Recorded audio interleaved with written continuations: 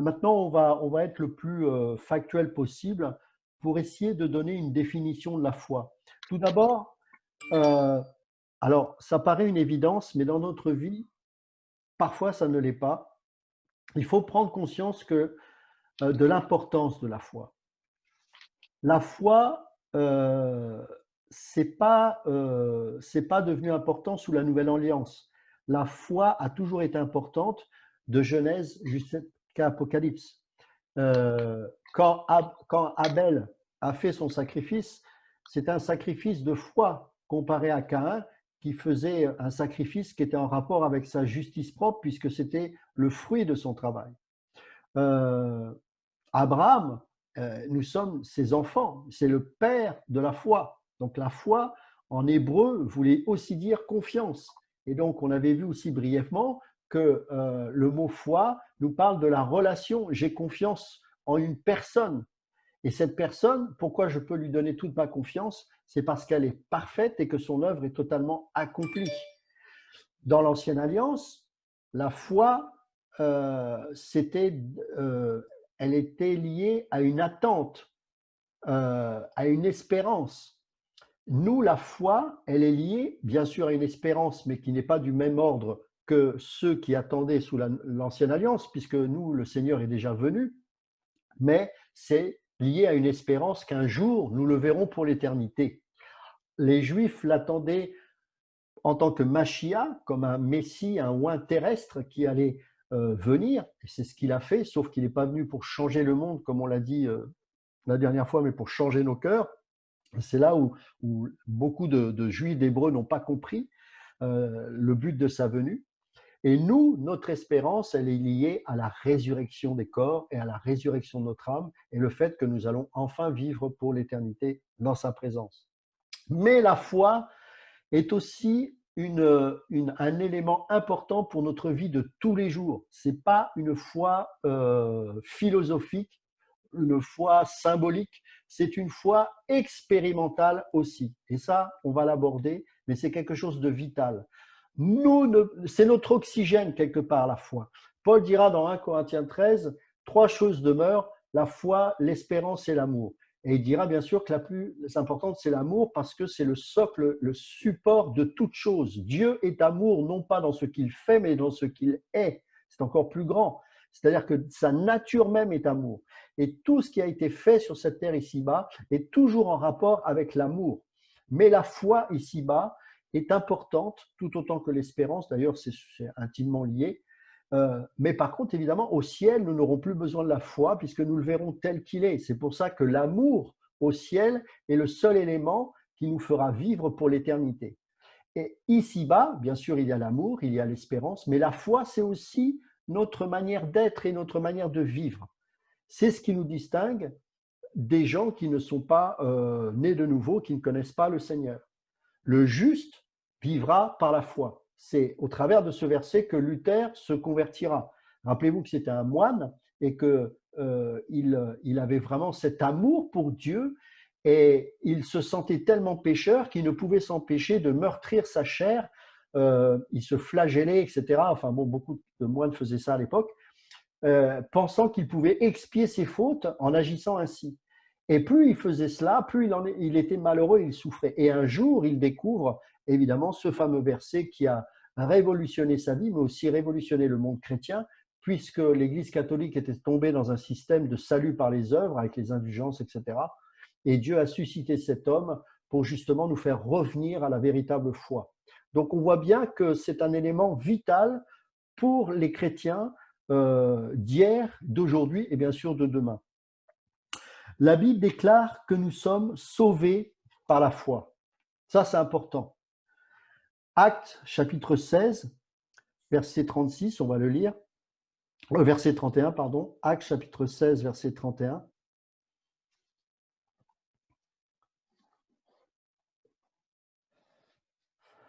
Paul et Silas répondirent, crois au Seigneur Jésus et tu seras sauvé, toi et ta famille. Crois au Seigneur Jésus et tu seras sauvé, toi et ta famille. Romains chapitre 5, verset 1. Étant donc justifiés par la foi, nous avons la paix avec Dieu par notre Seigneur Jésus-Christ. Il y a aussi Romains chapitre 9, évidemment, versets 30 à 32. Romains chapitre 9,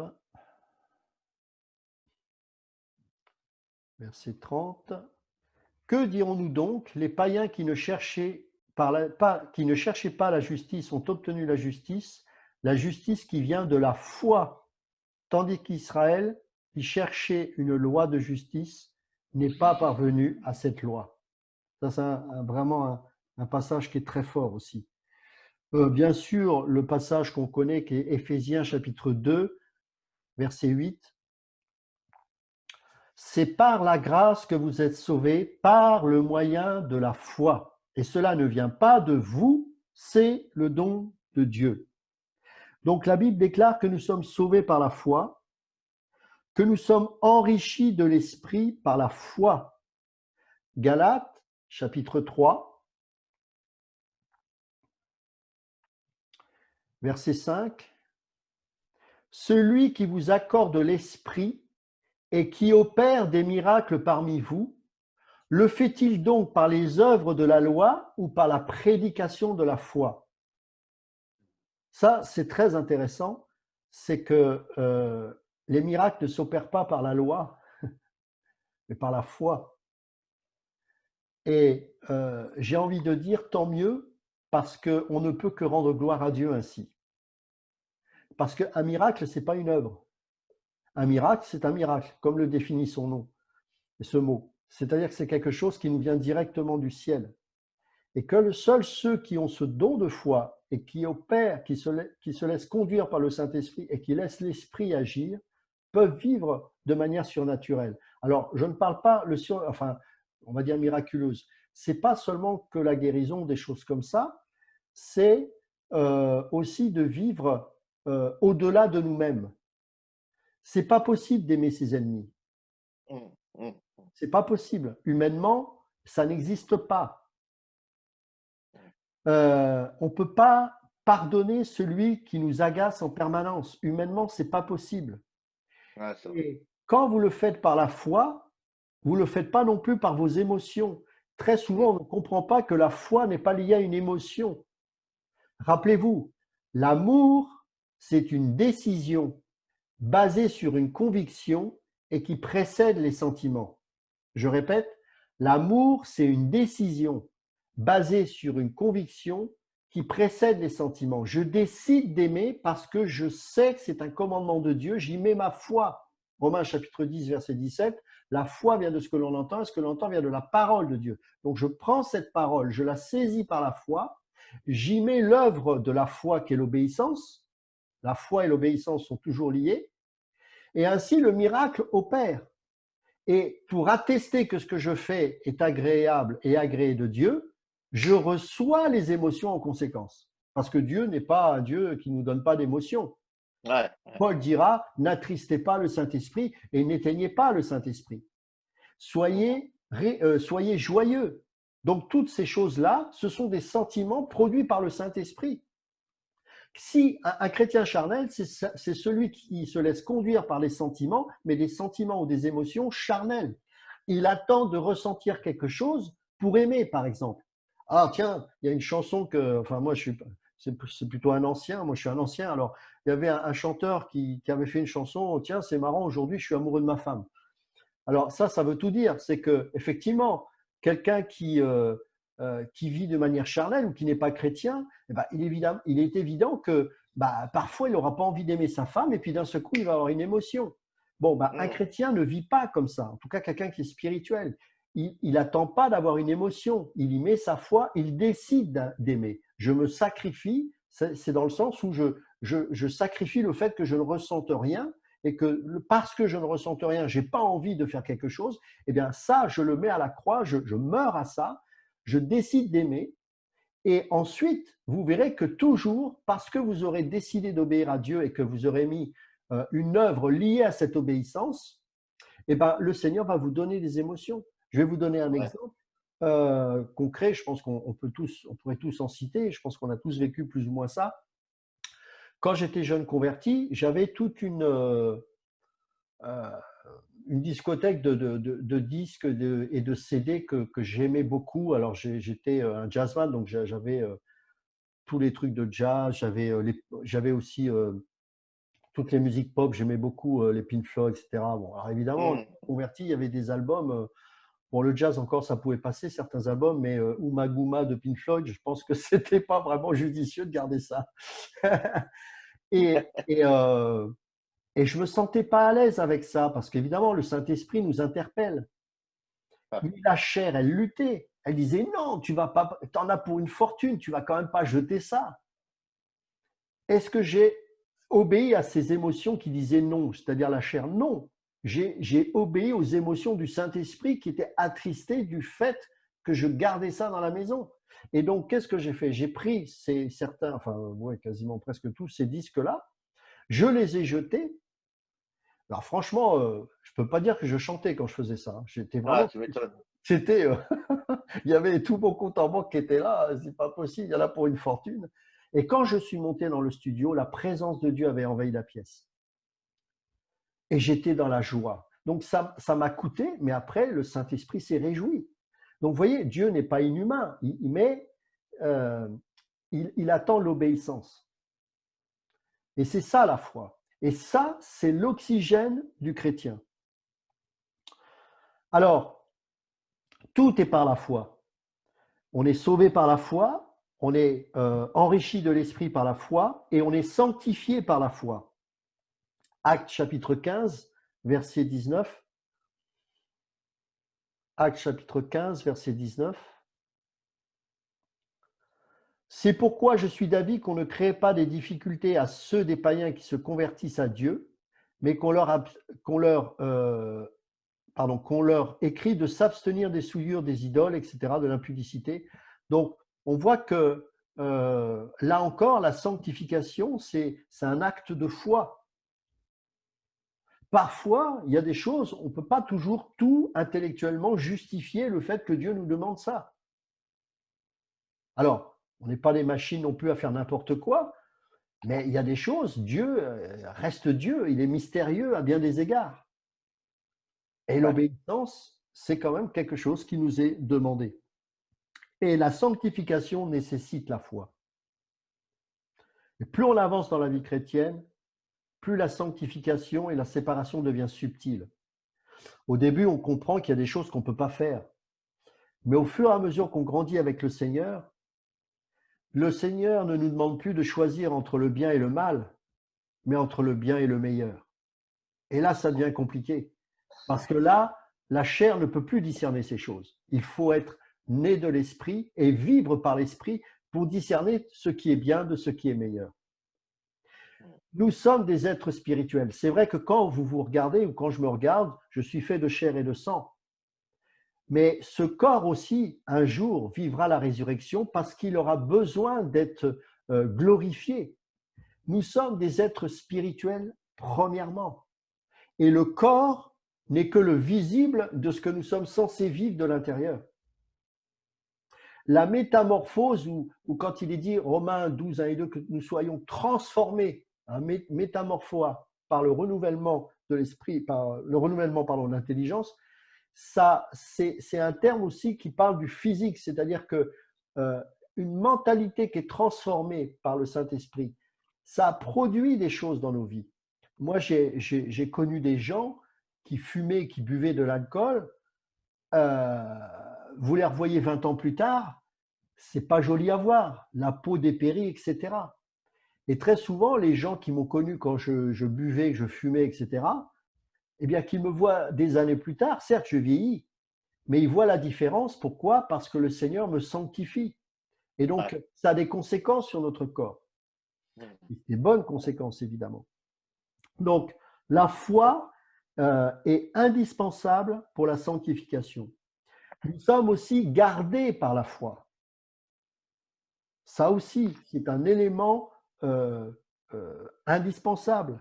Romains chapitre 11, verset 20.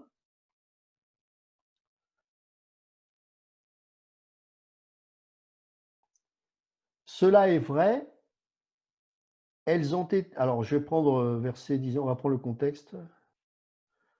Voilà, le problème, c'est que ça va être long.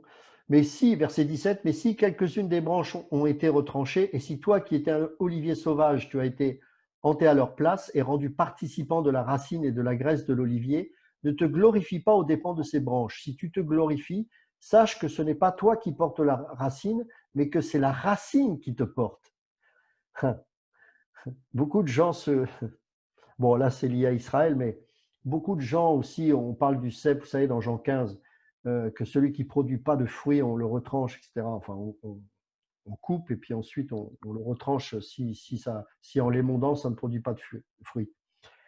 Je remarque dans cette compréhension que certains chrétiens ont de ce passage, c'est comme s'il y avait quelque chose à produire de manière volontaire de notre part, euh, presque physique.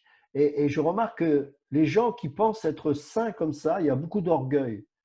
Et évidemment, quand on rentre dans ce processus-là, on n'est pas dans la foi et on commence à regarder les autres avec un esprit méprisant et on commence à juger, comme on le disait la dernière fois, la paille de l'autre au lieu de voir notre poutre. Quand la sève coule dans un arbre, la branche, elle produit du fruit dans le monde spirituel de manière naturelle. Elle ne fait pas, elle manifeste. C'est très différent. Et quand le Seigneur dit, si ça ne produit pas de fruits, je le retranche, ça veut dire que la sève ne coule pas. C'est ça qu'on ne comprend pas. La sève, c'est le Saint-Esprit. Une branche qui est sèche, ça, c'est pas, il n'y a pas besoin d'être jardinier, c'est une évidence. Eh ben, il y a peut-être des experts dedans, mais eh ben, si la branche, elle est sèche, c'est parce qu'il n'y a pas la sève qui coule. C'est aussi simple que ça. Parce que dès que la sève coule, il y a la vie. Donc, ce ne sont pas des gens qui ont rejeté la foi dans le sens où ah ben non, maintenant j'ai décidé d'arrêter. Non, c'est que, vous savez, le blé et l'ivraie sont ensemble. Le Seigneur lui-même le disait. Et on ne doit pas arracher. Pourquoi? Parce qu'en arrachant l'ivraie, on va arracher le bon aussi, le bon blé. Et très souvent, on a tendance à vouloir chercher, tiens, mais il est où l'ivraie? Ça, c'est l'affaire du Seigneur. Mais une chose est certaine, c'est que ceux qui produisent des choses mauvaises ou qui ne produisent rien, c'est que l'esprit n'est pas là. C'est aussi simple que ça. Ouais, c'est ça. Et c'est ça la compréhension de Jean 15 qu'on a du mal. Ceux qui vivent par la foi laissent la sève produire son effet en nous. Amen. Et la foi se garde d'elle-même. Et elle nous garde. Parce que nous avons été créés ainsi dans notre nouvelle nature, c'est de vivre en tant que juste et justifié, de vivre par la foi. Alors, C'est bon tout ça. si tu te glorifies, sache que ce n'est pas toi qui portes la racine, mais que c'est la racine qui te porte. Verset 19, tu diras donc, les branches ont été retranchées afin que moi je fusse enté. Cela est vrai, elles ont été retranchées pour cause d'incrédulité, et toi, tu subsistes par la foi. Amen. Wow. Ah, j'aime la parole. 2 Corinthiens, chapitre 1, verset 24. Verset 24.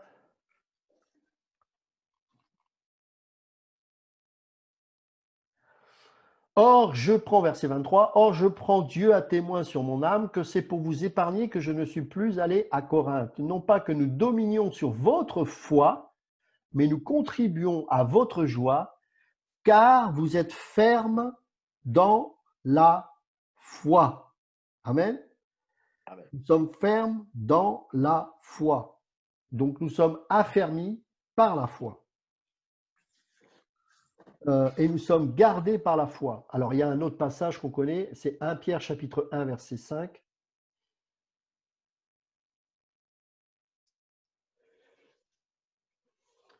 À vous qui, par la puissance de Dieu, êtes gardés par la foi pour le salut prêt à être révélé dans les derniers temps. Vous voyez? Et c'est pour ça qu'on comprend que la foi est un don. On est gardé par la foi. Et pourquoi on est gardé par cette foi? Parce qu'elle est fiable dans la mesure où elle est donnée par Dieu.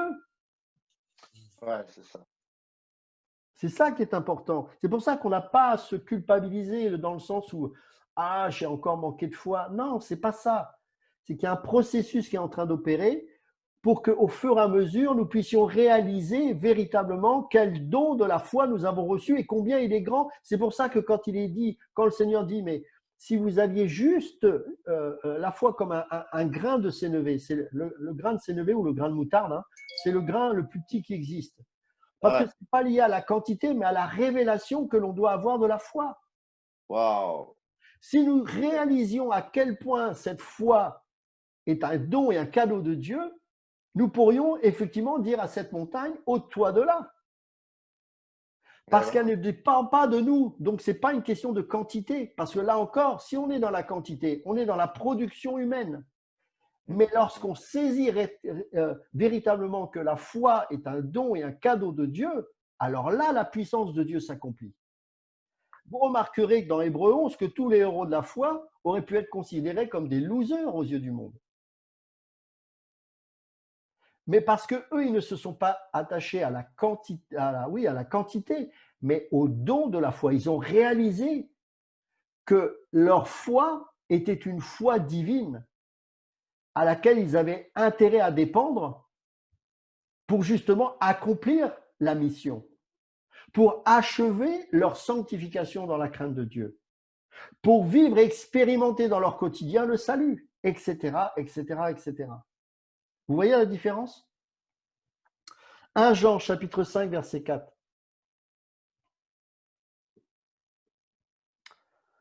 1 Jean chapitre 5, verset 4. Parce que tout ce qui est né de Dieu triomphe du monde. Et la victoire qui triomphe du monde, c'est notre foi. foi. Yes. Amen. Notre foi. Yes. Il a été donné en plus. Amen. Eh oui. Alors, nous avons été affermis par la foi, bien sûr, guéris par la foi. Nous marchons par la foi, ça nous le savons dans 2 Corinthiens chapitre 5, verset 7. Et nous surmontons les difficultés par la foi. Romains 4, verset 18. Espérant contre toute espérance, ça c'est Abraham, il crut en sorte qu'il devint père d'un grand nombre de nations, selon ce qui lui avait été dit, telle sera ta postérité. Verset 19, et sans faiblir dans la foi, il ne considéra point que son corps était déjà usé, puisqu'il avait près de 100 ans, et que Sarah n'était plus en état d'avoir des enfants. Il ne douta point par incrédulité au sujet de la promesse de Dieu, mais il fut fortifié par la foi. Ça, c'est important pour ceux qui croient à la perte du salut. La foi en nous nous fait persévérer jusqu'au bout. Ce n'est pas nous. Alors, bien sûr, quand on dit c'est nous qui persévérons, c'est sous-entendu par la foi, mais c'est la foi en nous qui persévère. Et comme c'est un don, tu ne veux pas la perdre. Exactement. Et qu'est-ce qui fait que parfois nous tombons? C'est pas parce que nous sommes faibles, évidemment nous sommes faibles, ça c'est sûr, sinon on n'aurait pas besoin de Dieu. Mais c'est parce que nous ne réalisons pas qu'en nous, il y a la foi qui nous fait tenir et espérer jusqu'au bout. C'est ça. Il ne douta point, verset 20, par incrédulité au sujet de la promesse de Dieu, mais il fut fortifié par la foi donnant gloire à Dieu et ayant la pleine conviction que ce qu'il promet, il peut aussi l'accomplir. Yes. Hébreux chapitre 11.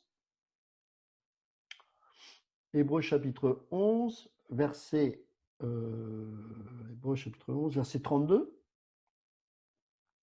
Et que dirais-je encore? Car le temps me manquerait pour parler de Gédéon, de Barak, de Samson, de Jephthé, de David, de Samuel et des prophètes qui, par la foi, vainquirent des royaumes, exercèrent la justice, obtinrent des promesses, fermèrent la gueule des lions, éteignirent la puissance du feu, échappèrent aux tranchants de l'épée, guérirent de leurs maladies, furent vaillants à la guerre, mirent en fuite des armées étrangères, des femmes recouvrèrent leur mort par la résurrection, d'autres furent livrés au tourment. Vous allez me dire, vous voyez, la foi, ce n'est pas un don pour qu'on s'en sorte. Hein. C'est pour rendre gloire à Dieu. Alors, on peut rendre gloire à Dieu en obtenant des victoires et on rend gloire à Dieu en étant martyr. La foi, Ah oui. oui, mais c'est ça qu'on a du mal. Dire, ouais, vous savez, il y a la foi qui est presque New Age. Proclame les choses et elles vont se manifester. Non, Mm. ça, c'est pas la foi, ça. La foi s'appuie sur Dieu en nous, espérance de gloire, et qui fait que par notre obéissance, nous laissons le Seigneur nous mener selon sa volonté où il veut, Amen. pas où je veux, où il Yes. veut. Évidemment, si on a une vision d'un Dieu mauvais, méchant, ça va être compliqué. C'est pour ça qu'il est important de montrer la nature de Christ, qu'il est bon pour nous, qu'il veut que des bonnes choses. C'est pour ça qu'il nous dit aussi que ceux qui passeront par les persécutions, que Dieu ne nous tentera pas au-delà de nos forces. D'ailleurs, on a une très mauvaise image des premiers chrétiens qui étaient martyrs. Il y a eu très peu de martyrs. Hein. Ne croyez pas que tous les chrétiens étaient dans les arènes, heureusement. Parce que il faut savoir que c'était l'élite qui était dans les arènes. Et très souvent, ils y allaient de leur plein gré. C'est-à-dire que c'était Mm. des gens qui avaient une foi telle que pour eux, c'était un honneur d'être martyrs. Et ils n'attendaient pas qu'on les chope. Alors certains se faisaient attraper, mais d'autres, voyant leurs frères martyrs, y allaient. Et d'autres qui avaient peur de trahir Jésus par la torture, très souvent, c'était quelqu'un d'autre qui disait non, non, mais je vais prendre la souffrance à ta place. Donc ça, c'est des dons. Ne Ouais. culpabilisez pas. Souvent, moi, je ne sais pas si vous êtes comme ça, je me dis, oh là, moi, mourir, c'est pas un souci, mais alors la torture, moi, personnellement, ça va pas être possible. Mais c'est pas, en fait, on ne doit pas raisonner comme ça. On ne doit pas raisonner comme ça. Mm. Mm. C'est la foi en nous. Et puis, d'un autre côté, ne vous culpabilisez pas si vous êtes grandement béni, si vous avez de Amen. l'argent, si vous avez. Vous voyez, parce que l'un comme l'autre, c'est une grâce de Dieu et que Amen. si c'est pour l'avancement de son royaume, eh ben, cette foi-là s'applique pour notre bénédiction dans les deux cas. Et pour Mm. les autres aussi, dans les deux cas, que ce soit ce qui semble être négatif comme ça en apparence ou positif en apparence. Mm. En fait, c'est notre jugement des valeurs de ce monde qui est pas bon en fait. Évidemment, c'est normal, le monde a envie d'être bien, de la paix, et tout le monde, il n'y a pas que les gens du monde d'ailleurs. Mais on ne peut pas raisonner comme ça quand on est enfant de Dieu, c'est très différent. On est dans le royaume. Mm. Alors on n'est pas indifférent, on souffre, on est de chair et de sang encore une fois. Parfois on pleure, parfois on doute, parfois on tombe, même souvent, mais c'est la foi qui nous relève. C'est vrai. Ah, purée, c'est vrai. Imaginez que vous auriez la capacité de vous relever de vous-même. Auriez-vous besoin Oui. réellement de prier? Auriez-vous réellement besoin de supplier le Seigneur? Non. C'est ça la dépendance de Dieu. Mm. Et ce don de la foi est quelque chose de vital pour nous qui sommes enfants de Dieu. C'est dans notre ADN spirituel. Alors, Dieu déclare que la foi est nécessaire pour lui plaire. Hébreux chapitre 11, verset 6. On connaît tous ce passage, évidemment. Hébreux chapitre 11, verset 6.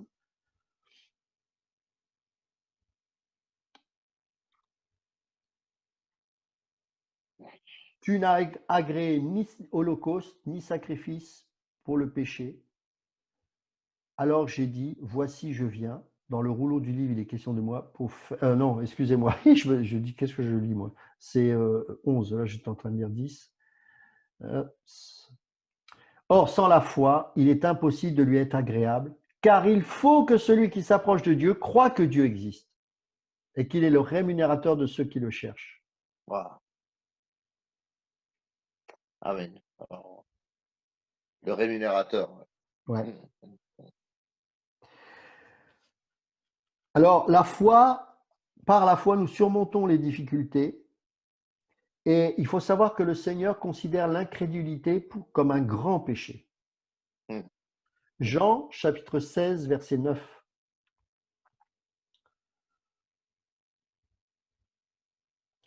En ce qui concerne le péché, alors, on va lire,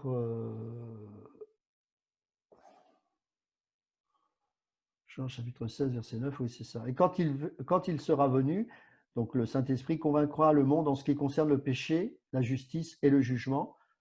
En ce qui concerne le péché, parce qu'il ne croit pas en moi. Donc, le Seigneur juge au travers du Saint-Esprit ceux qui ne croient pas en lui. Donc, la foi, c'est le manque de foi, pardon, ou enfin plutôt, pas le manque de foi, mais c'est pas la même chose. L'incrédulité, pardon, est un grand péché. Romains chapitre 14, verset 23. Romains chapitre 14, verset 23. Mais celui qui a des doutes au sujet de ce qu'il mange est condamné parce qu'il n'agit pas par conviction. Tout ce qui n'est pas le produit d'une conviction est péché.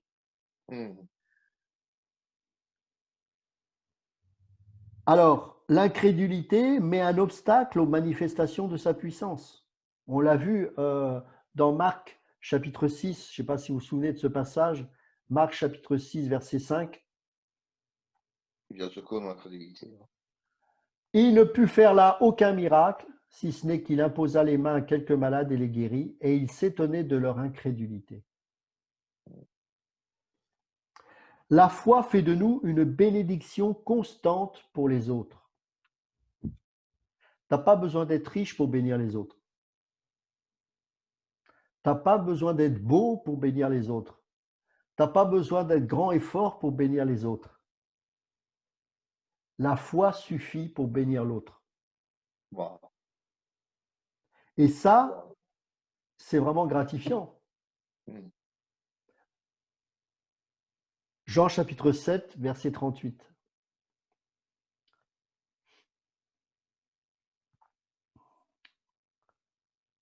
Celui qui croit en moi, qu'est-ce qu'il dit le Seigneur? Des fleuves d'eau vive couleront de son sein, comme dit l'Écriture. Alléluia. Vous Alléluia. savez, quand l'eau stagne, ça pourrit. J'aime pas du tout les étangs parce que, alors j'ai un bel étang pas loin de chez moi qui est magnifique, mais j'aime pas m'y baigner parce que c'est de l'eau stagnante. Je préfère des rivières où quand ça coule. Et nous, il faut que ça sorte, il faut que ça coule parce qu'on est né de nouveau pour bénir les autres. Amen. Comment tu peux bénir les autres? Une parole d'encouragement, par exemple. Une aide toute simple auprès d'une mémé qui a du mal à porter ses courses. Un sourire, ça peut être quelque chose de très simple. Des fois, on fonctionne avec des « Ah là là, si j'avais assez d'argent pour faire un orphelinat et tout ça. » Oui, mais tu n'en as pas. Donc, on fait quoi? Donc, en attendant, tu peux toujours bénir avec le peu que tu as. Ah, yes. La foi nous permet de puiser dans la banque du ciel. Wow, c'est bon. Et donc, on peut y aller autant qu'on veut. Hein. La foi nous pousse à faire des efforts pour les autres. Marc chapitre 2, verset 3, pardon. Marc chapitre 2, verset 3. Des gens vinrent à lui, amenant un paralytique porté par 4 hommes. Comme ils ne pouvaient l'aborder à cause de la foule, ils découvrirent le toit de la maison. Vous voyez que là, il n'y a rien eu de surnaturel, il ne s'est pas fait téléporter. Voilà. Il a fallu que les 4 personnes prennent les choses à bras-le-corps en montant sur le toit, en découvrant une partie du toit pour faire descendre le corps devant Jésus. Et là, le miracle est intervenu. La persévérance. Et vous savez, la foi, elle est active lorsqu'il y a une vision. Et ils avaient une vision, c'était d'amener ce paralytique au pied de Jésus parce qu'ils étaient convaincus que s'ils le faisaient ainsi, il allait être guéri. C'était raisonnable. La foi est toujours accompagnée d'une vision. J'ai eu la grâce de connaître des hommes extraordinaires. Enfin, quand j'ai extraordinaire, ce n'est pas par rapport à ce qu'ils sont. D'ailleurs, c'était souvent des gens qui avaient beaucoup de faiblesses, mais qui avaient une vision incroyable. Je me souviens je ne sais pas si je vous l'ai déjà raconté, d'un monsieur pour ceux qui sont d'origine espagnole, vous connaissez certainement, c'est le mouvement Reto, ça veut dire défi en français. C'est considéré apparemment aujourd'hui un peu comme l'équivalent d'Emmaüs, un truc comme ça. C'est d'origine protestante évangélique, hein, ce mouvement. Enfin, c'est pas un mouvement, c'est une association. Moi, mon père spirituel, mon père dans la foi, c'était le fils du meilleur ami de ce monsieur. Et donc, ils avaient une grande œuvre au Mexique. Le papa de mon pasteur, avec ce monsieur, avait une grande œuvre là-bas. Et puis lui, il en avait marre de la religion. Il dit, moi, j'en ai marre. Je prends mes bagages et je file en Espagne. Il part en Espagne. Et puis, avec sa femme, un soir, ils se mettent à genoux en pleurs. Ils disent, Seigneur, qu'est-ce qu'on peut faire pour toi? Montre-nous ce que nous pouvons faire. Et un soir, un monsieur frappe à la porte. C'était quelqu'un qui était en grande souffrance, qui était séropositif et qui avait contracté le sida. À l'époque, il n'y avait pas la trithérapie. Je suis allé visiter Reto, il n'y avait pas la trithérapie, en Espagne en tout cas. Et donc, les gens, généralement, mouraient peu de temps après. Et ils se sont occupés de lui, ils ont ouvert leur maison, ils se sont occupés de ce monsieur, et puis, quelques temps plus tard, il est mort. Et à partir de là, une œuvre est commencée à s'installer. Ils ont pris des camionnettes, ils sont allés dans les quartiers des prostituées à Barcelone, et ils ont proposé aux prostituées de leur couper les cheveux gratuitement. Et pendant qu'ils leur coupaient les cheveux, la plupart étaient toxicos, ils leur disaient, est-ce que tu veux t'en sortir? Et ceux qui acceptaient, ils disaient, écoute, on te propose un contrat, tu le signes, tu t'engages à rester en contact avec une de nos personnes du groupe 24 heures sur 24 et tu n'auras aucun produit substitut. Et tu seras délivré de la drogue. Et donc, ils ont commencé à faire ça. Ils ont ouvert des centres, ils ont construit des œuvres sociales, un peu comme Emmaüs, vous savez, ils récupéraient des vieux meubles, ils les revendaient, etc. Et il y a eu un réveil, c'est-à-dire qu'il y a eu plein de conversions, des anciens toxicos qui se convertissaient, etc. Moi, j'ai eu la grâce de pouvoir un jour leur rendre visite avec mon pasteur de l'époque. Et j'ai été bouleversé par ce que je voyais. Le fondateur avait construit la copie de la prison de Barcelone, en fait. Et c'était là où ils se réunissaient pour faire des séminaires. Il y avait des dortoirs, etc. Et là, les pasteurs pouvaient venir prêcher, enseigner plusieurs jours, etc. Quand je voyais ces prostituées, ces taulards avec ces tatouages de partout, il y en avait qui n'avaient même plus de dents, enfin, c'était des malabars, hein, et louer le Seigneur comme ça, c'était incroyable. Amen. Et un jour, et j'ai assisté à cet événement, je crois que c'était le dernier jour, il y avait le président de la Fédération baptiste d'Espagne qui était invité à prêcher. Or, il se trouve que ce monsieur ainsi que toute cette fédération ont combattu pendant des années ce ministère. Mais évidemment, l'œuvre était tellement là et évidente qu'au bout d'un moment, d'ailleurs ça a été reconnu par la suite par l'État, que il ne pouvait qu'accepter l'invitation, parce que là, ça faisait plus de 10 ans déjà. Et il a prêché, d'ailleurs c'était un message qui était pas mal. Et il quitte le pupitre après avoir terminé son message et on ne voit plus ressortir du couloir. Je dis, mais qu'est-ce qui se passe? Et donc mon pasteur à l'époque dit, je vais voir, peut-être qu'il ne se sent pas bien, je ne sais pas. Il est parti le voir. Et ensuite, mon pasteur est revenu me voir, il me dit, tu sais ce qui s'est passé, Ludo? Je dis non, il était à genoux en larmes. Et il demandait pardon au Seigneur. Il a dit, Seigneur, dire que j'ai combattu ton œuvre pendant des années. Wow. Toutes ces choses que j'ai vues, j'ai vu des femmes témoigner que leur mari les battait, ils étaient drogués, ils ont fait de la tôle. Et pendant ce séminaire, son mari est né de nouveau, il a redemandé en mariage. Enfin, c'était des choses incroyables. Mais pourquoi? Qu'est-ce qui s'est passé? Cet homme avait une vision. Donc, parce qu'il avait cette vision, la foi était calée en conséquence. Et Dieu lui avait donné la foi en relation avec cette vision que Dieu avait rapport également. Ouais. Donc, n'enviez pas et n'essayez pas de faire comme lui. Parce qu'il n'avait pas la foi équivalente pour accomplir ce ministère qui lui était destiné à lui, à personne d'autre.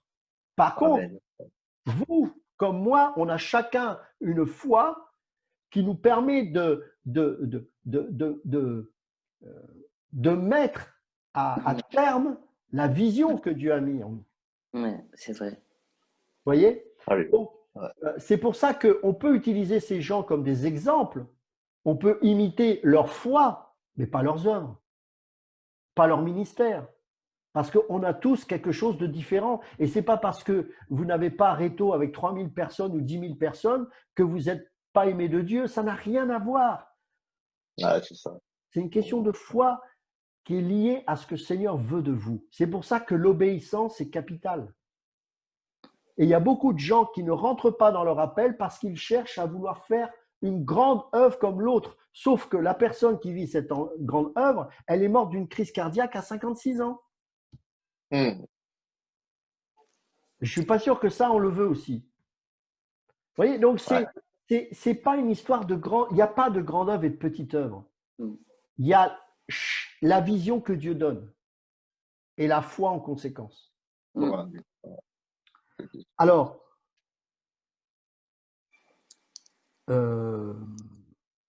la foi fait de nous une bénédiction constante, ça je l'ai dit.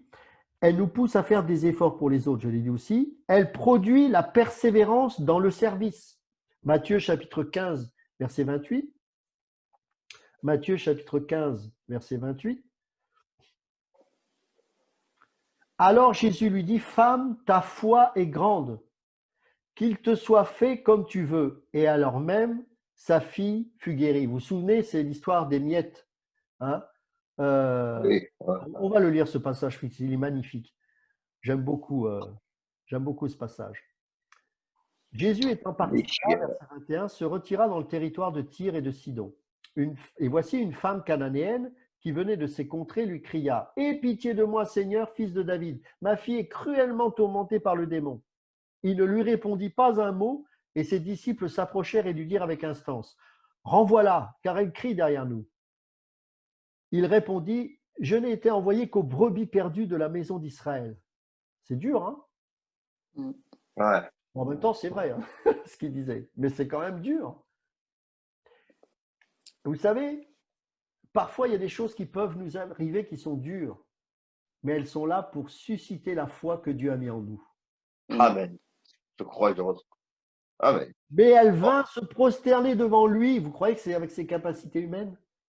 Mais elle vint, c'est parce que toutes ces épreuves, toute cette vie de brisement a fait susciter un cri de foi dans son cœur. Comme la femme à la perte de sang, si seulement je pouvais toucher. Il a fallu 20 ans, 10 ans, je ne sais plus combien de temps, je ne me rappelle plus, de souffrance pour en arriver 12 là. ans. 12 Parce que ans. la foi, elle était là, préservée, intacte, en vue de l'événement le plus important de sa vie. Amen. De toucher le pan de la robe de Jésus. Et il ne l'a pas ignoré parce qu'il a dit « Qui m'a touché ?» La foule le touchait, mais une personne de foi l'a touché. Amen. Acte de foi à foi. Amen. Wow. Et cette autre femme ici, eh bien, à travers toute cette souffrance et ce rejet, rappelez-vous, les Cananéens, les Samaritains étaient méprisés des Juifs. Et ça avait des conséquences au niveau social. Elle vint se prosterner devant lui, disant « Seigneur, secours-moi » Il répondit « Il n'est pas bien de prendre le pain des enfants et de le jeter aux petits chiens. » Voilà, on pourrait se dire « Ouais, ok, d'accord, j'insiste plus, c'est bon, j'ai compris, je ne vois rien. » Elle ne fait pas ça. « Oui, Seigneur, dit-elle, mais les petits chiens mangent les miettes qui tombent de la table de leur maître. » Alors Jésus lui dit « Femme, ta foi est grande. Qu'il te soit fait comme tu veux. » Comme ça, quand il est dit « comme tu veux. » Wow. C'est ça qui est fort. Et oui. Donc tout cela nous montre l'importance de la foi. Alors, quelle est donc la signification de la foi? Alors d'abord, il faut faire une distinction entre certains termes qui peuvent être parfois confondus. Alors, il y a les termes croyance, espérance, et il y a la foi et foi sans l'article. Alors, le mot croyance est souvent utilisé dans le même sens que le mot foi. Mais il est souvent utilisé que pour dénoter un seul élément de la foi, l'élément avec une connotation intellectuelle. Ça, c'est la croyance. C'est pour ça qu'il faut faire attention contre l'emploi confus de ce terme.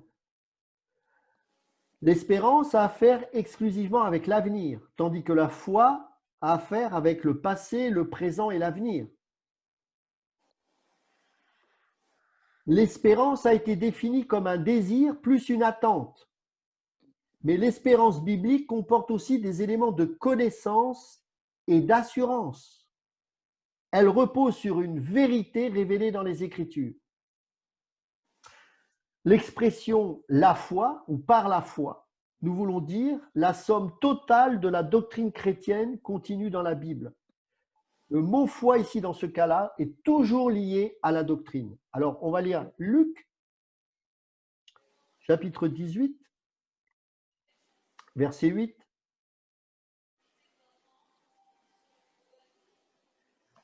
Je vous le dis, il leur fera promptement justice, mais quand le Fils de l'homme viendra, trouvera-t-il la foi sur la terre? Ici, la foi, ce n'est pas une foi, je crois que je vais être guéri. Et trouvera-t-il encore la saine doctrine de Christ? C'est pour ça qu'il faut bien connaître les contextes et comprendre. Actes chapitre 6, verset 7.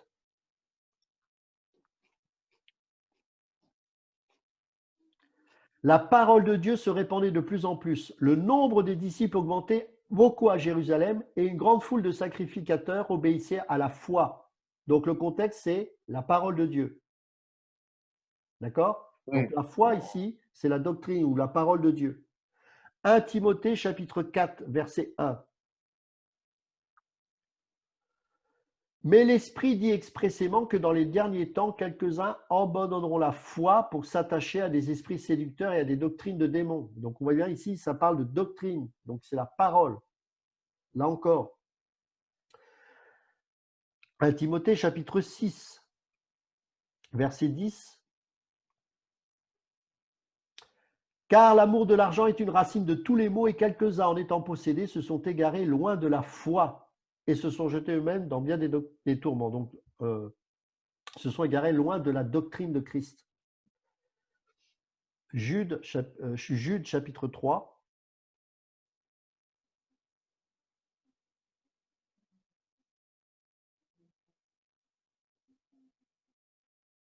Verset 3, pardon. Bien-aimés, comme je désirais vivement vous écrire au sujet de notre salut commun, je me suis senti obligé de le faire afin de vous exhorter à combattre pour la foi qui a été transmise aux saints une fois pour toutes.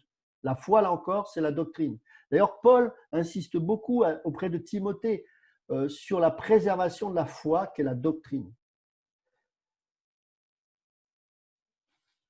Ensuite, il y a la confiance qui est le mot caractéristique de l'Ancien Testament et qui est aussi équivalent du mot croire ou du mot foi seul que l'on retrouve dans le Nouveau Testament. Vous voyez qu'il y a plusieurs significations. Alors, qu'est-ce donc la foi? Alors, c'est vrai que ce n'est pas facile de donner une définition simple de ça. Dans la conversion, croire, c'est se tourner vers Dieu. Comme se repentir, c'est se détourner du péché. Ça, on l'a vu. Mais il faut étudier maintenant cet acte qui consiste à se tourner vers Dieu.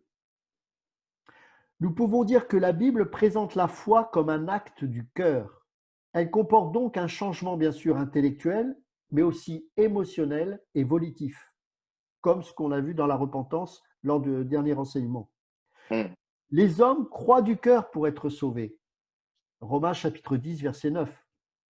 Les Écritures soulignent l'aspect intellectuel aussi de la foi dans les passages différents, comme Romains chapitre 10, verset 14, on va le lire.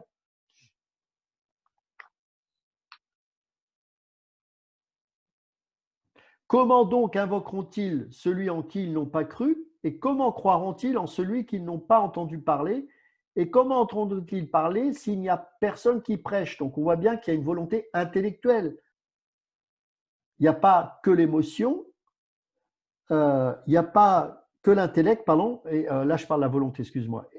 Et il n'y a pas que la volonté, c'est ces trois choses en même temps. Mais là, on voit que il faut des prédicateurs. Donc, qui va se lever? Qui va être volontaire pour se lever afin de prêcher la doctrine de Christ?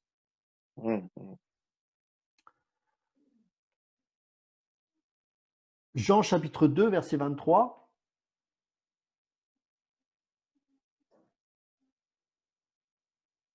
Pendant que Jésus était à Jérusalem, à la fête de Pâques, plusieurs crurent en son nom, voyant les miracles qu'il faisait. Donc il y a bien un acte volontaire de leur part parce qu'ils ont vu les miracles.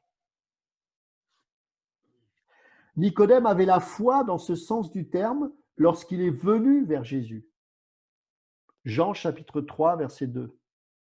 Regardez ce qu'il va dire, c'est intéressant. Mais il y eut un homme d'entre les pharisiens nommé Nicodème, un chef des Juifs, qui vint, lui, auprès de Jésus de nuit et lui dit, « Rabbi, nous savons que tu es un docteur, venu de Dieu, car personne ne peut faire ces miracles que tu fais si Dieu n'est avec lui. » Donc ça, c'est intéressant parce qu'il est dans l'intellect, dans le volitif, et il n'est pas dans l'émotionnel. C'est un docteur, mais c'est un docteur objectif. Ça ne suffit pas pour ramener à la conversion. Il faut que le cœur soit touché. On verra que plus tard, il ira avec Joseph d'Arimathée, il ira prendre le corps du Seigneur et on sait qu'il va. L'histoire nous raconte l'histoire de l'Église nous raconte comme également un converti, parce que le cœur, à un moment donné, sera touché. Mais on peut aussi comprendre intellectuellement les choses et reconnaître dans la vie du Seigneur le Messie. On peut le reconnaître intellectuellement. Et Nicodème était très cartésien. Et il reconnaît, personne ne peut faire ces miracles s'il n'est pas de Dieu. Et il reconnaissait aussi que sa doctrine était dans la Torah, c'était la Torah. Il était la Torah. D'accord? Les démons croient. Vous savez ça? Ouais. Parce qu'ils reconnaissent les faits concernant Dieu. Et c'est dans ce sens-là que Simon le magicien, dans Actes chapitre 8, verset 13, a cru, comme les démons. Mais rien n'indique dans la vie de Simon qu'il se soit repenti et accepté Jésus-Christ. Donc on voit bien que la foi doit être plus qu'un simple assentiment intellectuel. Il faut les trois aspects, mais premièrement, il faut que le cœur soit touché. Il y a beaucoup de Simon le magicien, moi j'en ai connu un, je ne vous citerai pas son nom parce qu'il est très connu. Et ce monsieur m'avait invité au théâtre de la Main d'Or pour faire de l'eschatologie. Alors, il pensait qu'il me faisait un super cadeau en faisant ça et un immense privilège, sauf que j'ai refusé. Et il s'est mis dans une colère incroyable. Et il faisait les cours bibliques que je donnais à l'époque. Mais je me disais, mais c'est marrant, ce monsieur ne me donne pas le sentiment d'être né nouveau. Et le Saint-Esprit m'a dit, Simon le magicien. Et en fait, il venait suivre les instructions pour avoir, comme Simon le magicien, le Saint-Esprit, cette puissance. Le cœur n'était pas touché. C'est très rare, ce genre de personnes. Et bon, il a fallu que ça tombe sur moi, mais c'est intéressant parce que des fois, on peut être berné, c'est pas évident. Hein. C'est vrai. Les démons croient, les magiciens croient, mais ce n'est pas la foi liée à la conversion.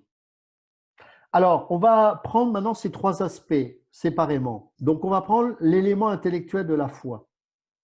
Donc, cet élément inclut la croyance à la révélation de Dieu dans la nature, par exemple. Il y a des gens qui peuvent réfléchir sur la nature et qui peuvent se dire, mais Dieu doit forcément exister quand on voit une telle nature. On appelle ça la révélation générale en théologie. C'est-à-dire que la nature ne nous amène pas à l'illumination ou à la conversion, mais nous amène à la réflexion sur l'existence ou non de Dieu. Et certaines personnes peuvent être touchées intellectuellement et c'est ce qui peut les amener à une foi véritable. Même des philosophes, dans la philosophie, il y a des philosophes qui se sont convertis par la philosophie, aussi étrange ça puisse paraître. Alors, il y en a d'autres, les philosophes, ça sert à nous éloigner de Dieu, mais il y en a d'autres qui, par la réflexion et la philosophie, ont constaté que Dieu existe réellement. Un exemple qu'on connaît tous, Pascal. Le philosophe Pascal, qui est un véritable chrétien né de nouveau, par la réflexion, a été amené à reconnaître l'existence de Dieu Et l'Esprit a touché son cœur, et là, il est né de nouveau. Et il raconte ça dans ses livres philosophiques. Vous pourrez lire Les Pensées de Pascal, c'est vraiment intéressant. Et c'était vraiment alors, il n'a pas vécu longtemps, je crois qu'il est mort vers 35 ans, quelque chose comme ça. Mais voilà, c'est quelqu'un qui est né nouveau et qui s'est penché sur l'existence de Dieu au travers de la philosophie.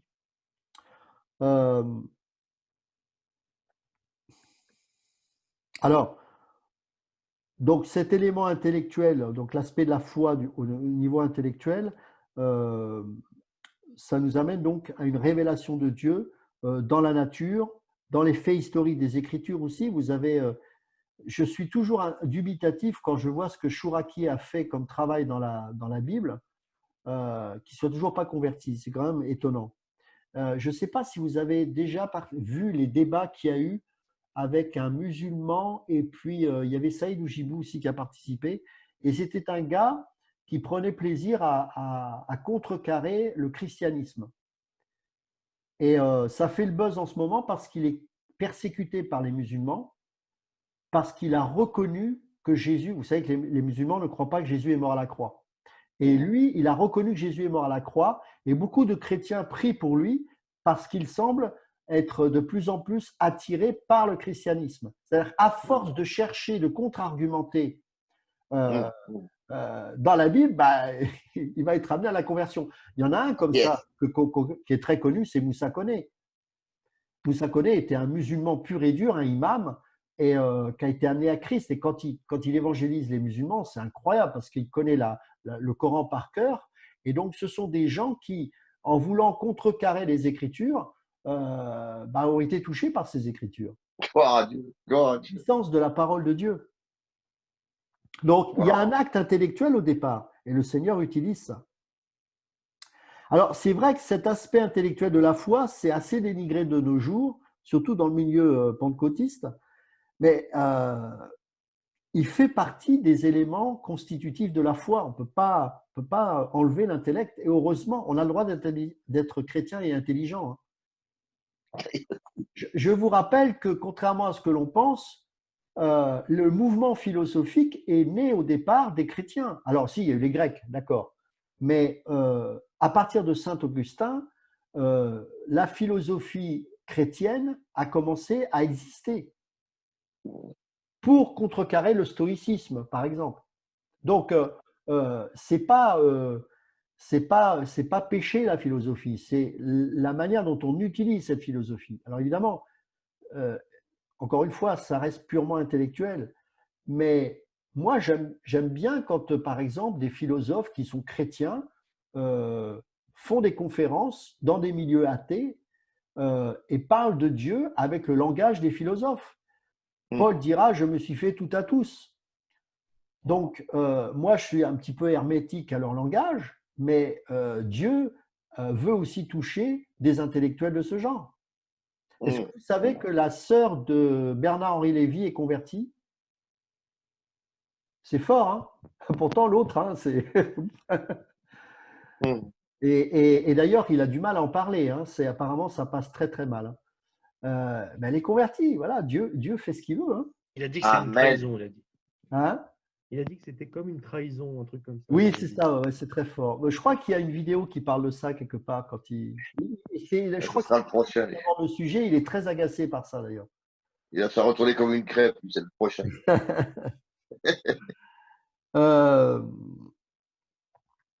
Regardez ce qu'il est dit dans Romains 10, 17. Hein. La foi vient de ce que l'on entend, et ce que l'on entend vient de la parole de Dieu. Entendre, c'est un acte intellectuel d'entendre aussi.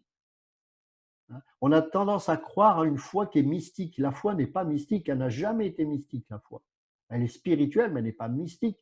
Et Dieu touche toujours notre intelligence. On ne perd jamais le contrôle de nous-mêmes quand on est un enfant de Dieu.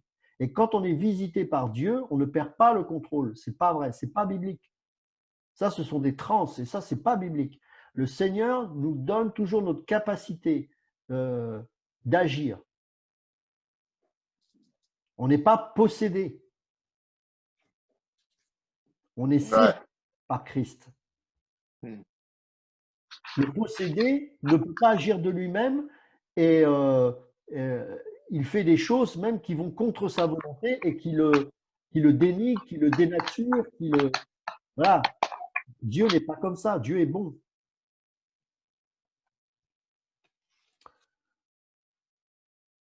Alors, pour croire, on a besoin de connaître l'Évangile. Connaître l'Évangile, c'est un acte intellectuel. Donc, vous voyez bien qu'il y a cet aspect intellectuel. La foi biblique, c'est donc pas l'acceptation d'une hypothèse de travail en matière de religion. C'est une croyance fondée sur la meilleure des preuves. Le psalmiste va écrire dans Psaume chapitre 9, verset 11, « Ceux qui connaissent ton nom se confient en toi, car tu n'abandonnes pas ceux qui te cherchent. » Vous savez, qui cherche trouve. Amen. Alors, il y en a qui n'ont pas cherché, c'était mon cas, et qui ont trouvé.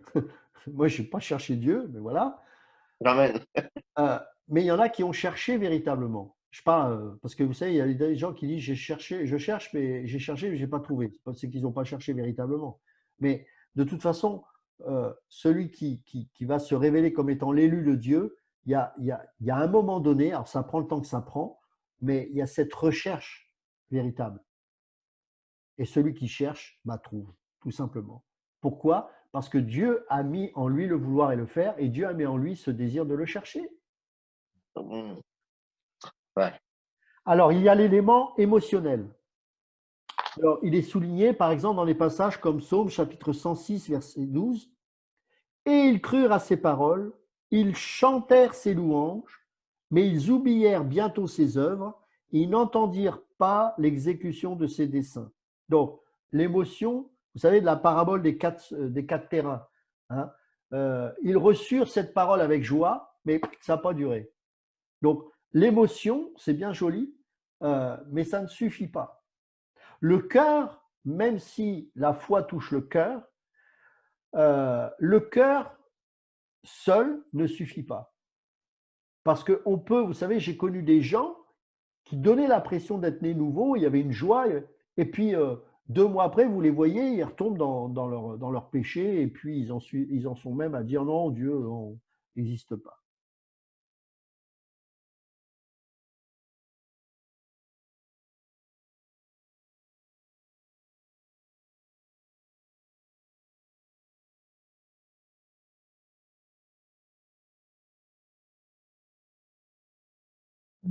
Donc, c'est émotionnel, mais ça s'arrête là. Matthieu chapitre 13, verset 20, « Celui qui a reçu la semence dans les endroits pierreux, c'est celui qui entend la parole et la reçoit aussitôt avec joie, mais il n'a pas de racine en lui-même. Il manque de persistance, et dès que survient une tribulation, une persécution à cause de la parole, il y trouve une occasion de chute. » Dans Jean chapitre 8, verset 30, on voit l'auteur qui fait une distinction entre le grand nombre qui ont cru en Jésus, mais véritablement, et ceux qui l'ont simplement cru. Il y a des gens qui vont être spectateurs de ce que Jésus a fait, ils vont dire « Amen, c'est super », mais rien ne va changer dans leur vie. Il y en a qui vont être émotionnellement touchés en disant « Oh, Hosanna, celui qui vient au nom du Seigneur ». Et ça se trouve, ceux qui déployaient les branches de palmier au sabot de l'âne qui avançait dessus, c'était les mêmes qui criaient « Non, pas lui, mais Barabbas ». Ouais, en plus. Ça, c'est émotionnel tout ça. C'est pour ça que je fais toujours attention aux gens qui s'enflamment, parce que c'est souvent un feu de paille. La foi doit toucher ces 3 aspects, la volonté, l'émotion, le cœur et l'intellect.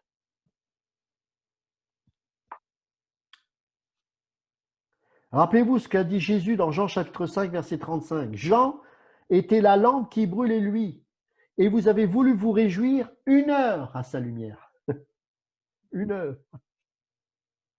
Donc, toutes ces références suggèrent une acceptation partielle et temporaire de la vérité de Dieu, comparativement à une approbation complète de son message et de son moi qui est Christ. Donc, on peut définir l'élément émotionnel de la foi comme le réveil de l'âme à ses besoins personnels et à l'application personnelle de la rédemption offerte en Christ, ainsi qu'un assentiment immédiat à ces vérités. Mais ça ne doit pas s'arrêter là. Car bien que l'élément émotionnel doive certainement être reconnu comme un élément constitutif de la foi, il ne faut pas le traiter comme si c'était la seule caractéristique.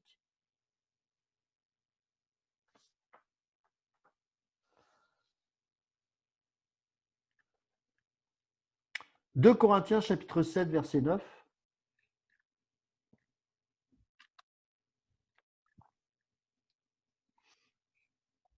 Je me réjouis à cette heure, non pas de ce que vous avez été attristés, mais de ce que sa tristesse vous a porté à la repentance, car vous avez été attristés selon Dieu, afin de ne recevoir de notre part aucun dommage. » Donc, cette tristesse, cette émotion les a amenés à un changement. Là, oui. D'accord ? Troisièmement, l'élément volitif, donc la volonté. Cet élément implique un changement de volonté, de disposition et de but. C'est par cet élément que l'on se détourne intérieurement du péché. Il y a un changement de disposition pour rechercher le pardon et la purification. Pierre a dit, Actes chapitre 2, verset 38, « Repentez-vous et que chacun de vous soit baptisé au nom de Jésus-Christ à cause du pardon de vos péchés. » Et Paul écrit, Romains chapitre 2, verset 4, « Ou méprises-tu les richesses de sa bonté, de sa patience et sa longanimité, ne reconnaissant pas que la bonté de Dieu te pousse à la repentance ?» Nous voyons dans ces deux versets l'élément volitif de la repentance. On en avait parlé le dernier enseignement. La confession des péchés, c'est un acte volontaire. La réparation des torts faits aux autres sont des fruits de la repentance. Mais ils ne font pas partie de la repentance en elle-même. Nous ne sommes pas sauvés pour nous repentir. La repentance n'est pas une réparation faite à Dieu, mais une condition du cœur essentielle afin de pouvoir croire à salut. De plus, la véritable repentance n'existe jamais, jamais, jamais en dehors de la foi. C'est-à-dire qu'on ne peut pas se détourner du péché sans en même temps se tourner vers Dieu. Ça, c'est important, ça. Il n'y a pas de dissociation. Et réciproquement, évidemment, nous pouvons dire que la véritable foi n'existe jamais sans la repentance. Les deux sont inséparablement liés ensemble. Alors, dans la foi, il y a deux côtés. Il y a un côté humain et divin. Le côté divin, l'auteur de l'Épître aux Hébreux parle de Jésus comme celui qui suscite la foi et qui l'amène à la perfection. Hébreux chapitre 12, verset 2. La foi est clairement un don de Dieu. Romains chapitre 12, verset 3 ou 2 Pierre chapitre 1, verset 1. Et qui est donné de façon souveraine par l'Esprit de Dieu. Paul parle du salut au complet comme un don de Dieu. Dans Éphésiens chapitre 2, verset 8, on l'a lu. Et bien sûr, cela inclut la foi. Ça, c'est le côté divin. Le côté humain, c'est que aussi bien la parole parlée que la parole écrite de Dieu produit la foi. La Bible dit ainsi, la foi vient de ce que l'on entend, et ce qu'on entend vient de la parole de Dieu. Et il est dit aussi que beaucoup de ceux qui avaient entendu la parole crurent, dans Actes chapitre 4, verset 4. Il n'y a pas que la parole de Dieu qui soit un moyen conduisant à la foi. La prière en est aussi un. On voit ça dans Marc chapitre 9, verset 24 ou Luc chapitre 22, verset 32. Les disciples ont demandé au Seigneur, augmente-nous la foi, dans Luc chapitre 17, verset 5. De plus, l'exercice de la foi que nous avons sera un moyen par lequel notre foi grandira. Matthieu chapitre 25, verset 29. Vous savez, la foi, alors je ne vais pas, je sais pas comment vous expliquer ça, mais je vais pas. C'est pas un exercice, la foi. Évidemment, c'est pas un entraînement qu'on doit faire. C'est pas un muscle. Mais on peut parfois se laisser aller à ne pas vivre par la foi. Ou simplement, vous savez, on est dans un monde, surtout en France, enfin, on va dire même en Europe, mais en France, c'est quand même très caractéristique de ça. On raisonne beaucoup, on le sait. La France, c'est le raisonnement. N'oubliez pas que le raisonnement, c'est un démon qui règne sur la France. Quand il y a eu la Révolution, la première statue qu'on a virée, c'est la Vierge Marie. On y a mis Marianne. En fait, c'est la même femme, hein, c'est juste un échange, c'est le même démon. Hein. Sauf que Marianne, c'est la déesse de la raison. Et le peuple français a dit, c'est celle-ci qu'on adorera désormais. C'est pour ça que c'est une forteresse en France. Et que le seul moyen, Et d'ailleurs, Paul était confronté à cette forteresse avec les Grecs. Rappelez-vous, la philosophie grecque régnait. Ouais. Et l'idolâtrie, évidemment. De toute façon, la philosophie peut être une forme d'idolâtrie également, hein. Et donc, du coup, notre arme, c'est la foi. Et ça va être un combat de notre quotidien. Qu'est-ce que je veux dire par là? Nous allons être permanence combattus dans ce pays. Et l'arme que l'ennemi utilise, c'est souvent le raisonnement. Que la foi est déraisonnable. Oui. Et oui, exactement. Et dans le raisonnement, il y a aussi le doute. Wow. Vous savez, le raisonnement donne une forme d'intelligence, mais ne donne jamais une assurance. Parce que dans le raisonnement, il y a toujours la thèse et l'antithèse en permanence.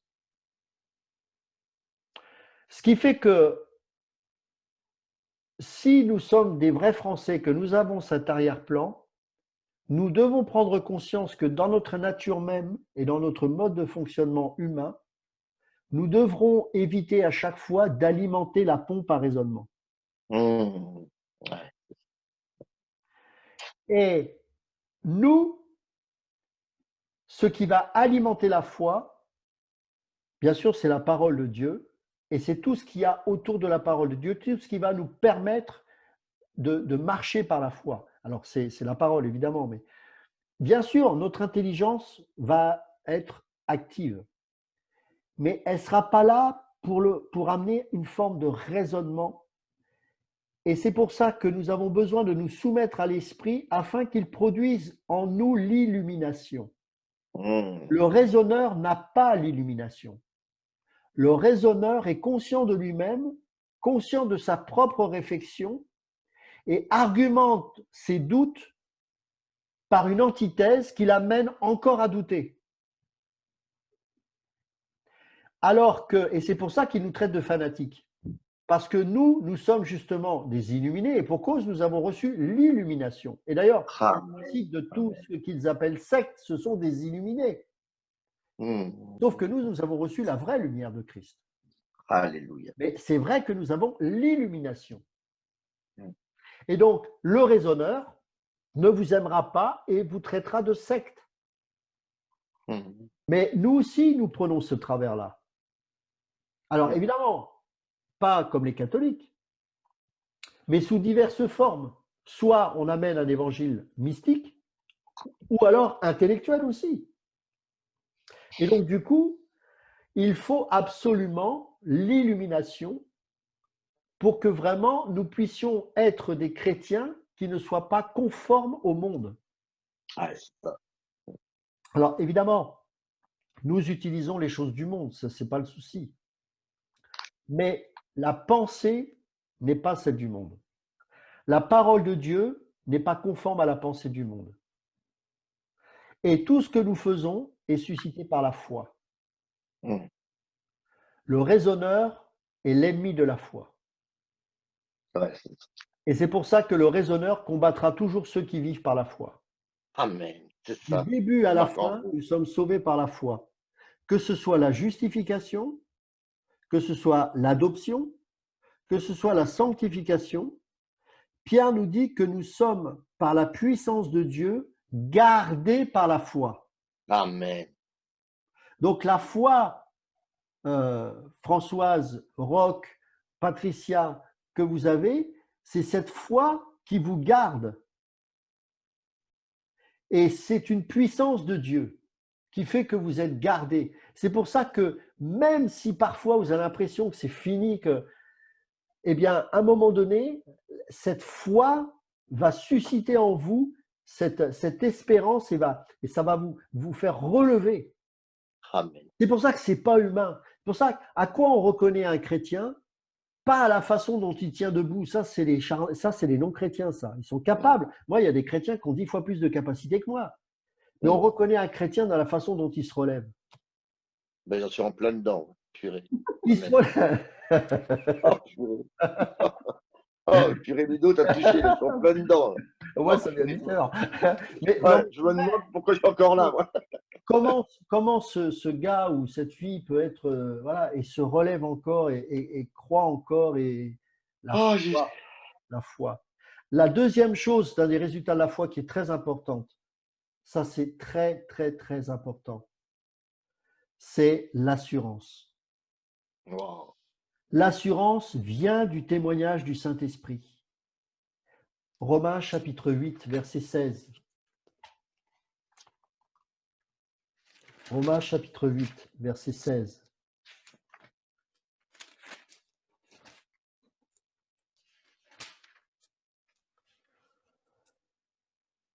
L'Esprit lui-même rend témoignage à notre esprit que nous sommes enfants de Dieu. Enfant de Dieu.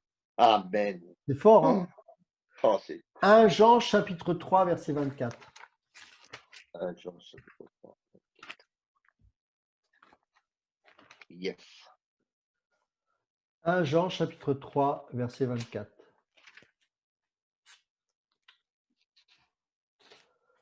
Celui qui garde ses commandements demeure en Dieu et Dieu en lui. Et nous connaissons qu'il demeure en nous par l'Esprit qu'il nous a donné. Aïe. Voyez? Mhm. L'assurance vient du témoignage du Saint-Esprit. Mais toutefois, Dieu renvoie l'âme aux promesses de sa parole. Et l'assurance, évidemment, vient quand nous les croyons, quand nous croyons en cela. Donc, il y en a un autre aussi, 1 Jean 3, 21. Bien-aimés, si notre cœur ne nous condamne pas, nous avons l'assurance devant Dieu. Amen. Exactement. Amen. Et ce qui est étroitement lié à l'assurance, c'est la paix. Ouais. La paix. Mhm. S'il n'y a pas l'assurance, on est désécurisé. Il n'y a plus la paix. Cette assurance fait qu'on n'a plus besoin de se justifier aux yeux du monde. Ah, c'est ça. Amen. Amen. Les gens, ils Quel- peuvent dire, ouais, mais t'as encore fait ça. Bah ouais, pardon.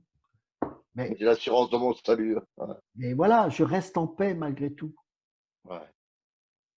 L'amour parfait bannit la crainte. Amen. Il y a aussi le repos, on voit ça dans Hébreux chapitre 4, verset 3. Et bien sûr, la joie qui en découle. C'est pour ça que, je l'avais dit la dernière fois, mais la joie, c'est quelque chose, c'est surnaturel chez un chrétien. Mais Ouais. c'est aussi un des éléments importants, la joie. Pourquoi? Parce que quand tu sais tout ça, quand tu as la paix, quand tu es dans le repos, quand tu as l'assurance de ton salut, quand tu sais que tout dépend de la foi, que la Amen. foi que Dieu t'a donnée, eh bien cette foi-là, même cette foi-là, persévère en toi. Amen. C'est Dieu a merveilleux. tout gardé. Wow. En plus de cela, évidemment, et ça c'est pour conclure, elles nous font vivre des bonnes œuvres. Parce que Dieu, Éphésiens chapitre 2, verset 8, c'est par la grâce que vous êtes sauvés, par le moyen de la foi. Et cela ne vient pas de vous, mais c'est un don de Dieu, afin que vous pratiquiez les œuvres bonnes Amen. que Dieu a préparées d'avance. La foi conduit nécessairement aux bonnes œuvres. C'est ce que Jacques dira. Jacques ne s'oppose pas à Paul. Paul parle la foi du salut, s'attarde exclusivement sur le processus, sur la définition de la foi. Jacques parle par rapport à la démonstration de la foi. Mhm. Mhm. La foi se voit, la foi se manifeste. Évidemment, Amen. si on dit j'ai la foi puis il ne se passe rien, on peut se poser des questions. C'est sûr. Nous avons été sauvés sans les œuvres. Romains chapitre 3, verset 20. Et puis on a lu Éphésiens. Mais cependant, pour de bonnes œuvres, comme on l'a lu. Jésus a dit que votre lumière luise ainsi devant les hommes, afin qu'ils voient vos bonnes œuvres et qu'ils glorifient votre Père qui est dans les cieux. Matthieu chapitre 5, verset 16. Jacques souligne, on l'a dit, la manifestation de la foi dans les œuvres. Jacques chapitre 2, versets 17 à 26. Et Paul insiste sur l'insuffisance des œuvres de la loi. Mais il indique cependant que les œuvres sont l'aboutissement de la foi. Ces bonnes œuvres, ce sont les fruits de l'esprit. Amen. Amen. Amen. Amen. Amen. On va Merci prier. Seigneur. Seigneur, merci Oh oui. pour ta parole, merci pour tout ce que Amen. tu nous donnes ici-bas. Seigneur, merci pour cette espérance qu'un jour nous serons dans l'éternité avec toi, dans ta présence. Alléluia. Amen. C'est vrai que nous ne saisissons pas tout, nous ne comprenons pas tout, mais nous savons une chose, c'est que ta parole est vraie et que ce que tu nous dis au travers de cette espérance, eh bien, c'est quelque chose qui nous anime, C'est Amen. simplement heureux. C'est pour ça que contrairement au monde, aux gens du monde, eh bien, nous avons une espérance qui est indestructible. Amen. Indestructible. Quelles que soient les guerres qu'il puisse y avoir dans ce monde, quelles que soient les prisons qu'on nous réserve, quelles que soient même les bénédictions Amen. abondantes ici-bas que tu peux nous donner, rien ne remplacera le ciel. Rien ne Amen. pourra nous faire déchoir de notre position en Christ. Et rien Amen. ne nous privera de cette Jérusalem céleste, car les portes seront grandes ouvertes et elles nous Amen. accueilleront. Et au portique et à la porte des brebis, nous pourrons dire Hosanna, Hosanna, béni soit celui qui vient au nom du Seigneur. Nous te bénissons, Seigneur. Je te bénis pour mes frères et sœurs qui ont passé du temps. Je sais que demain, pour certains, ils travaillent et ce n'est pas évident. Je te demande de leur donner les ressources nécessaires pour Oui, Jésus. en forme, que cette nuit soit une nuit de récupération, qu'ils puissent avoir un sommeil profond et demain être en forme, que cette parole puisse être Yes. reçue dans notre âme, dans notre esprit et Ouais, puisse Seigneur. produire ses fruits jusque dans notre corps. Seigneur, bénis mes frères et sœurs et merci pour cette soirée, merci pour la communion que nous avons eue. Seigneur. Et je sais que un jour, j'ose espérer que même sans attendre d'être au ciel, nous aurons l'occasion de nous voir à nouveau. Amen. Amen. Et que ce confinement puisse cesser afin que nous puissions nous réjouir ensemble dans ta présence au nom de Jésus. Amen. Seigneur, Alléluia. bénis Ludo, vivifie-le, fortifie-le. J'ai presque envie de sortir dehors. Et merci pour Ludo et merci parce que mort où es-tu, Aiguillon, notre finalité c'est le ciel et nous rentrons à la maison. Youhou. Amen. Amen. Soyez bénis. Merci. revoir. Bonne soirée. Au revoir tout le monde, au revoir les amis, au revoir mes frères et Au revoir. sœurs, au revoir. Au revoir Johanna, au revoir Julien, au revoir tout le monde. Au revoir.